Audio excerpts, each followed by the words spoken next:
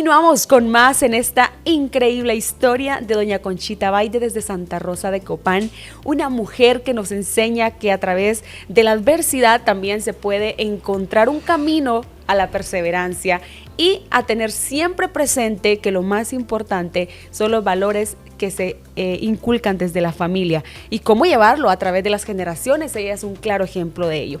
Ahora les voy a contar por qué hablamos con tanta autoridad del éxito, que yo la considero exitosa, porque este tema, no sé si me permite tocarlo, pero fue una mujer que quedó sola prácticamente a los 40 y tantos de años, súper joven.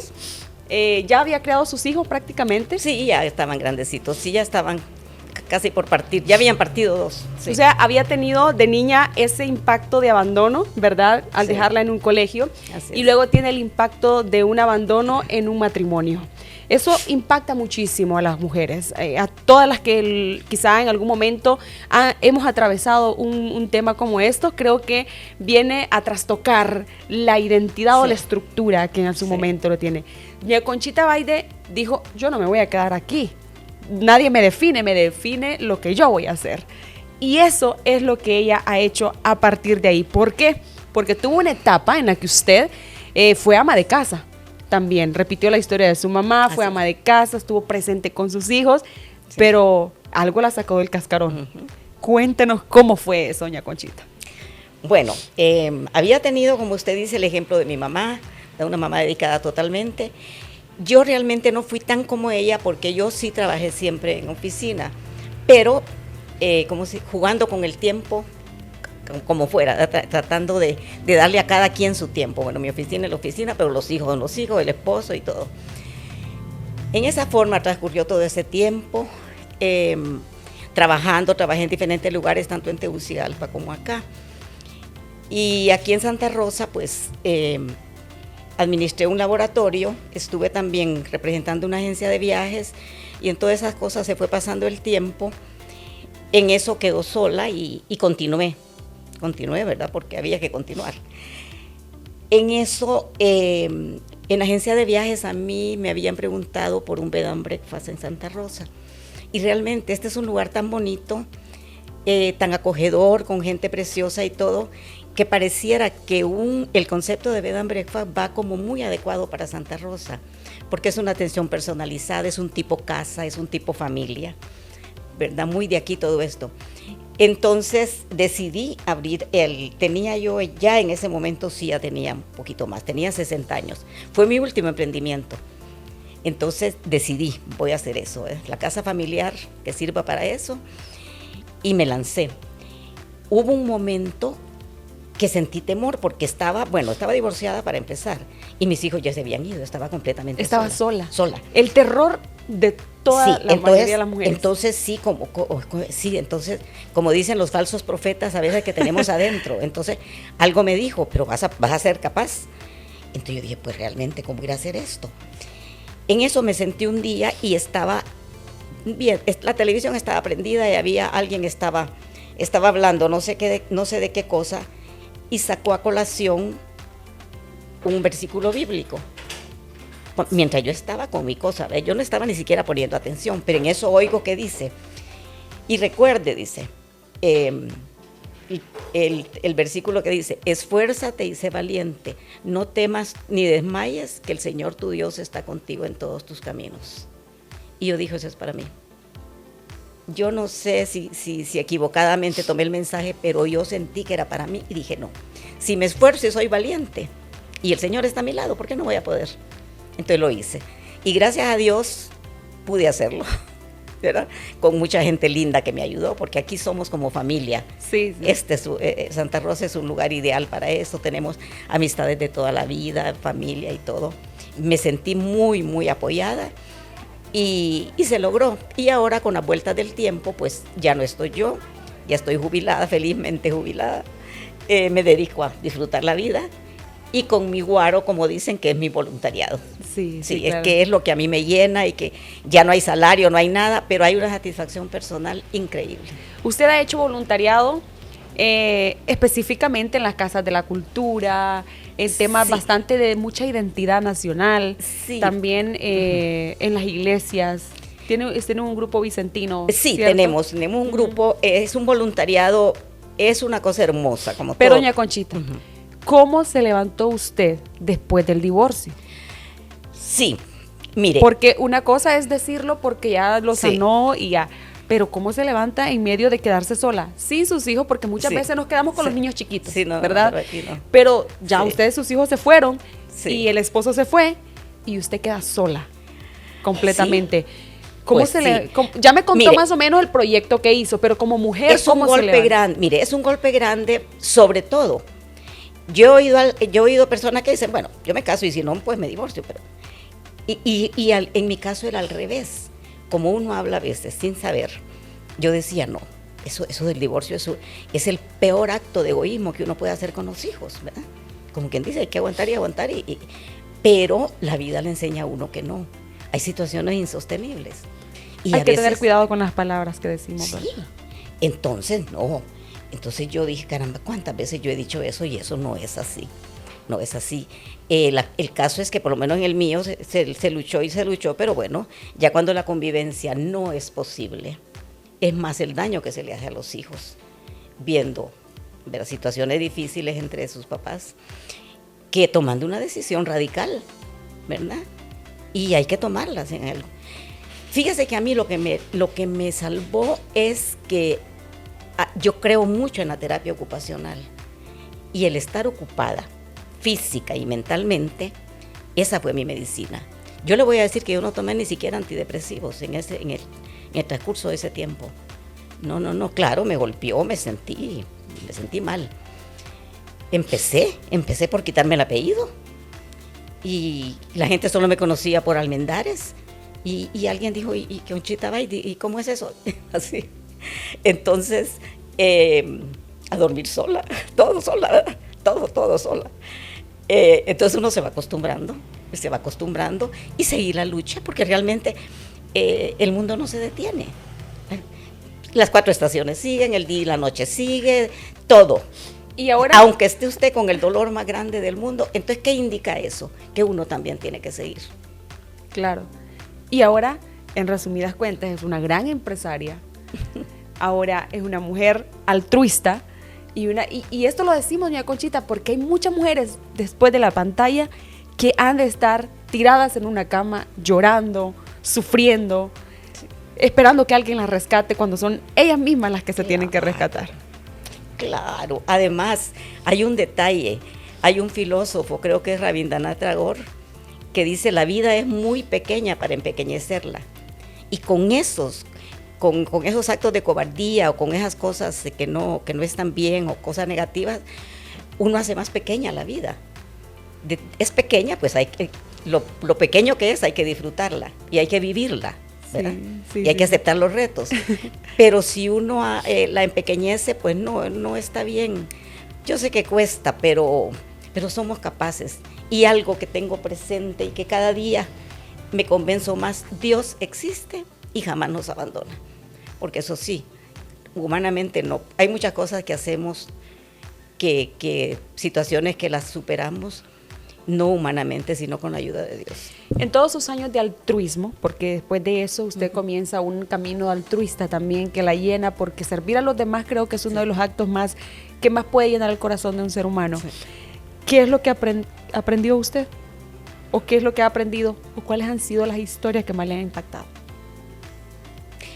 Pues mire, yo he aprendido, para empezar, que una de las peores enfermedades es la indiferencia y que nosotros debemos de cuidar ese virus de la indiferencia, que no nos llegue nunca, porque es muy fácil caer en indiferencia. Aunque uno no tenga grandes cosas, pero si tiene su vida resuelta, si tiene para sus medicinas, tiene para la comida y tiene para su casa, pues como que está ya bien todo. Pero los demás, entonces, encerrarse en su bienestar egoístamente es lo peor que puede suceder. Y hay tantas necesidades, hay necesidades enormes. Además de los tiempos difíciles que vivimos mundialmente, nuestro país está en una situación realmente difícil Y yo creo que una de las tablas de salvación es el voluntariado, bien organizado y bien llevado. Los grupos de voluntariado pueden hacer mucho, mucho bien. Sin duda alguna, doña Conchita, el voluntariado ha cambiado la vida de ambas partes, ¿verdad? Se salva una parte de la sociedad. Exacto. Y internamente también. Usted lo ha dicho. Y fíjese que en este voluntariado, que yo estoy en el voluntariado vicentino, nosotros tenemos capacitaciones prácticamente, tenemos una asamblea nacional año con año y en esa asamblea recibimos mucha información, muchas conferencias y muchos talleres y toda esa cosa y se va aprendiendo. Y una de las cosas que a mí me caló fue eso de que para un voluntario que lo hace de corazón no debe esperar nunca agradecimiento, pero sí debe de ser agradecido de que tuvo la oportunidad de estar en un grupo donde se hace el bien. Entonces es al revés, no esperar agradecimiento, agradecer la oportunidad de estar ahí. Claro que sí. Porque aquí en este lugar yo soy feliz porque tenemos 2 centros de asistencia social, uno se llama Hogar Materno y el otro se llama Albergue El Buen Samaritano y son exclusivamente para la zona rural. Yo siempre me acuerdo de mi mamá, ¿verdad? Con el campesino y todo eso, sus dificultades, sus carencias. Esta gente viene de lugares bien remotos, no tiene dónde dormir, no tiene cómo pagar un hotel, entonces ahí se les da alojamiento en el albergue. Y en el hogar de las señoras son embarazos de alto riesgo, que digamos viene una señora añosa, digamos, y por eso el riesgo es enorme en el embarazo, deja 6 hijos, viene a tener el 7º hijo, si lo tiene allá, corre el riesgo de morir. Y ese riesgo disminuye enormemente. Si le detectan allá en su centro de salud que es de alto riesgo, la mandan para acá y ahí se instala, con su dormitorio, sus tiempos de comida, sus cuidados. Y de todo. Gratis. Sí. Y entonces la persona paga 100 lempiras de entrada, pero eso es simbólico porque, digamos, la persona que no lo tiene, no se le niega. Pero la persona puede estar tanto una semana como 5 meses. Con esos 100 lempiras está 5 meses, eso es claro. Lo de menos. Entonces ahí está hasta que le llega la hora del parto y a la hora que sea, la empleada la lleva en silla de ruedas por un pasillo que une tanto el albergue, tanto el hogar materno con el hospital de Occidente y va directo a la sala de labor y parto, a la hora que sea. Entonces, esas son las cosas que se hacen, pero ahí está la diferencia. Entonces, ahí puede ser que con eso se disminuya siquiera un poquito la mortalidad materno-infantil, que fue la idea que tuvo el doctor Schwartz, un argentino, al idear los hogares maternos en toda Latinoamérica, por la pobreza de la zona rural. Entonces, el hecho de estar en algo así, donde se sabe que se da un servicio efectivo, eso es gratificante, fíjese, y eso a mí, en lo personal, me hace hacerlo con la mejor intención. Aunque tengamos, y entiendo ese punto, ¿qué cree usted que le falta a la sociedad? ¿O qué no estamos haciendo bien? ¿Por qué siguen repitiéndose patrones como estos específicamente, de la tasa de mortalidad infantil específicamente, la falta de cuidados? Sí. ¿Qué nos está faltando desde su experiencia, viendo los casos muy de cerca? Bueno, es bien complejo, ¿verdad? Y es bien delicado realizar eso, pero bueno, como andamos tan mal como país, ¿verdad? Como país andamos tan mal, hay muchas carencias en salud sobre todo. Por eso vuelvo a lo que dije, que cada vez en estos países y en nuestra situación, cada vez toma más importancia los grupos de voluntariado y deberían de haber más grupos de voluntariado, ¿verdad? Doña Conchita, perdón que la interrumpa, dentro de estos grupos ustedes también dan inducción psicológica a estas mujeres. Sí, mire, ahí nosotros tratamos, para empezar, que reciban charlas, reciben también capacitación para lactancia materna y todo eso. Entonces, eso se va consiguiendo. Porque nosotros tenemos un problema en este voluntariado, que no tenemos ayuda ni municipal ni del gobierno central. Entonces nosotros estamos con lo que se puede. Lo que sucedió fue que desde el principio, que ya hace más de 20 años de que estamos en esto, que existen estos centros también, entonces ideamos una red de amigos. Y le voy a decir, aquí la gente es solidaria y es buena. Entonces tenemos una red de amigos que mensualmente nos dan una cantidad de dinero, entre la empresa privada y las personas particulares, desde cantidades bien pequeñas hasta un poquito más. Eso es uno de los ingresos. Luego tenemos un bazar los sábados de objetos usados, que también nos ayuda mucho. Y así, vamos viendo cómo sostenemos esos lugares, con carencia de personal, sí, porque estamos en el hogar que debíamos tener mínimo 3, tenemos 2 empleadas nada más. Y en el otro, en el albergue, tenemos una sola empleada. Entonces tenemos déficit de personal, pero no tenemos el dinero para pagarles. Entonces así estamos, en esa forma estamos, pero como le digo, no hay que esperar que el gobierno haga las cosas, hay que hacer nosotros algo. Siquiera esto es una arenita en el mar que hacemos nosotros, pero es algo. Claro. Como decía Madre Teresa, pero es una arenita que unida a otras hace la playa. Claro que sí. Qué bonito es saber que usted disfruta muchísimo también esa parte del voluntariado y que incentiva, y yo creo que estimula a que muchos también querramos hacerlo. Hasta este momento ha tenido tantos voluntariados en todas las ramas, en el arte, en la cultura, la literatura, que también vamos a hablar un poco más de esto, porque usted es un amante de la lectura. Sí, que encontró un refugio, aparte del voluntariado, encuentra un refugio. Mire, a esta edad, el hábito de la lectura es una tabla de salvación. ¿Y usted lee más escritores hombres o mujeres? Pues fíjese que no tengo ninguna preferencia por hombres o mujeres, pero sí me gusta cierto tipo. Por ejemplo, la novela histórica me apasiona, la buena novela histórica. Por ejemplo, Falcones y gente así. Y luego cualquier otro tipo de lectura, pero que me deje algo, que me agrade, ¿verdad? Así que, y trato de leer un libro denso, digamos, y luego uno suave para que mentalmente... Para relajar un poco la mente. Relajar un poco la mente. ¿Y nos podría compartir alguna enseñanza, frase o algo de alguno de sus libros que nos pudiera recomendar? ¿Alguno que nos quisiera recomendar a las mujeres? Fíjese que hay un libro de Isabel Allende. Me imaginé que iba a hablar sí. Le veo estilo de Isabel Allende. Justamente estoy leyendo a Isabel Allende, porque el último libro de ella es sobre la escritura, fíjese. Y él entonces habla de su experiencia como escritora.